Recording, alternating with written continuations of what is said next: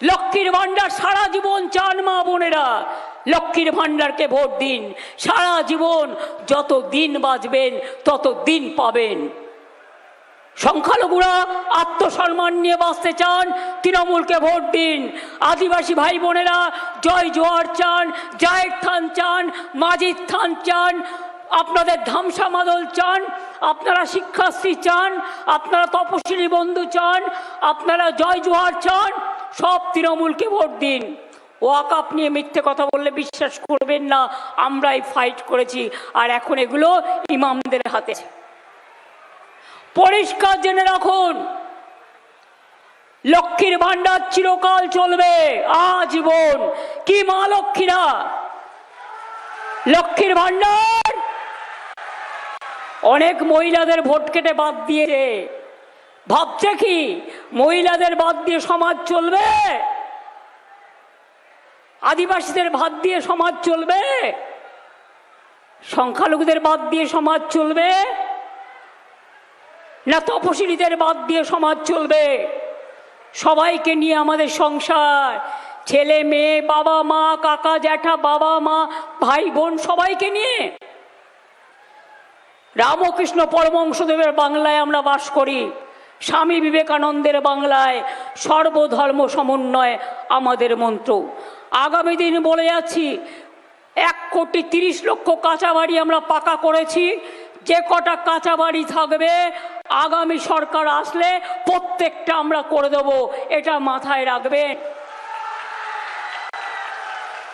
যুব সাথী যাদের এখনো পাননি তাদেরটাও প্রসেস চলছে, তারাও পাবেন।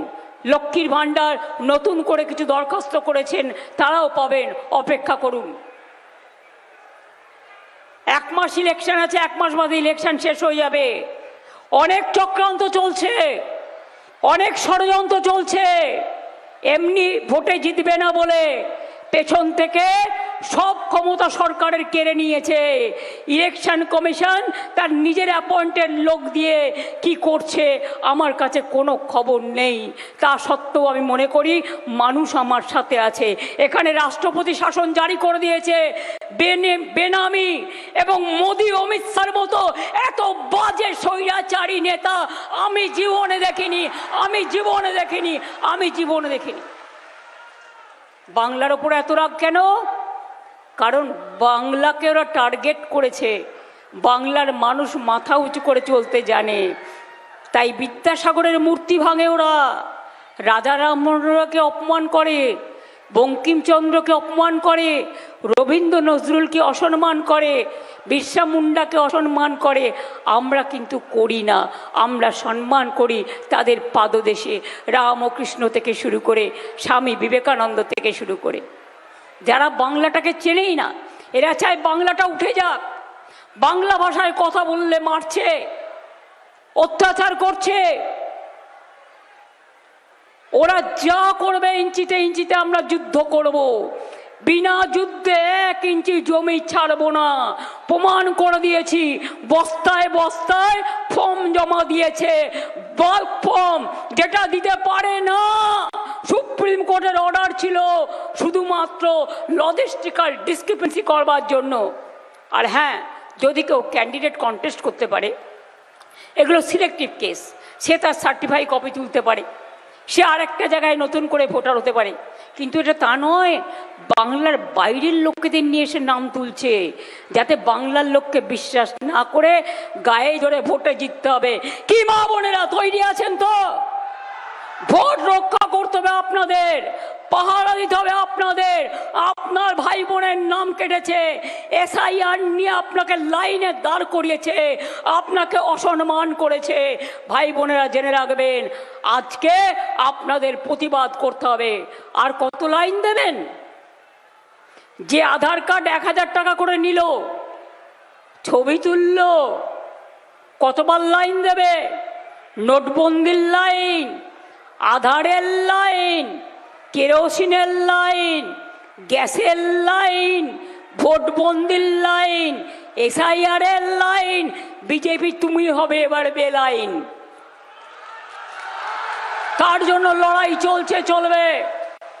বিধবা ভাতা, ওল্ড এজ পেনশন কিছু বাকি আছে, আগামী দিন রিভিউ করে আমরা আমাদের ম্যানিফেস্টোতে বলেছি আমরা অনেকটাই করে দেব। ঘরে ঘরে পানীয় জল আমরা দেব। আর উন্নয়ন নিয়ে আমাকে কেউ জ্ঞান দেবেন না। আমি কৃষক থেকে শ্রমিক, শ্রমিক থেকে মহিলা, মহিলা থেকে সংখ্যালঘু, সংখ্যালঘু থেকে তপশিলি, তপশিলি থেকে আদিবাসী, আদিবাসী থেকে ওবিসি, ছাত্র থেকে যৌবন, আমার কন্যাশ্রী থেকে শিক্ষাশ্রী থেকে রূপশ্রী থেকে আমি সবটাই করে দিয়েছি, আরও করব। আমার কাজ হচ্ছে মানুষের সেবা করা। শ্রীকৃষ্ণ বলেছিলেন কর্মই ধর্ম।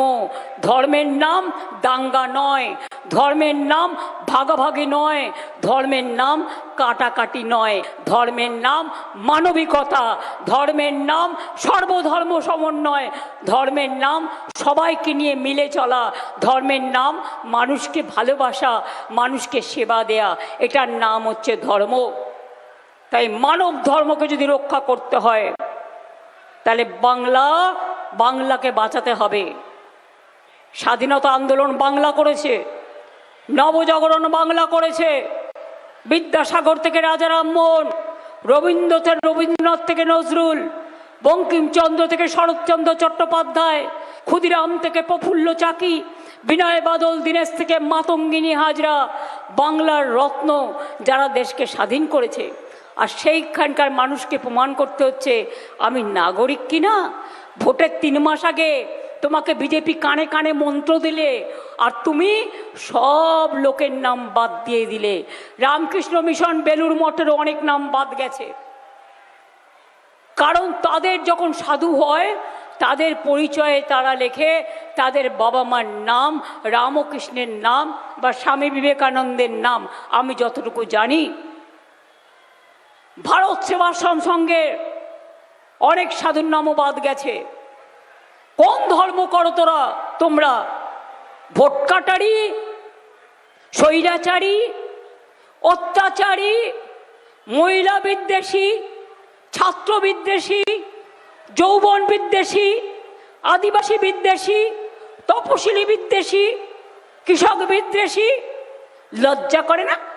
আলুর মালা নিয়ে ঘুরছে, বলুন গ্যাসের মালা নিয়ে ঘোরো।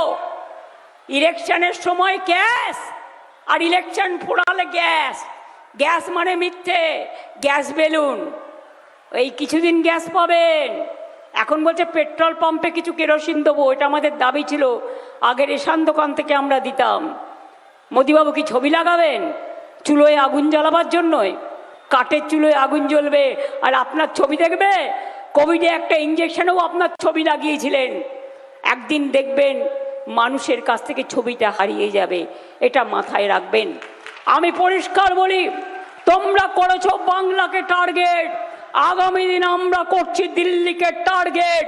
দিল্লির সরকারকে আমরা আপনাদের আশীর্বাদে ওদের বিনাশ হবে। ওদের বুদ্ধি নাশ হয়েছে, ওরা মানুষের সর্বনাশ করেছে।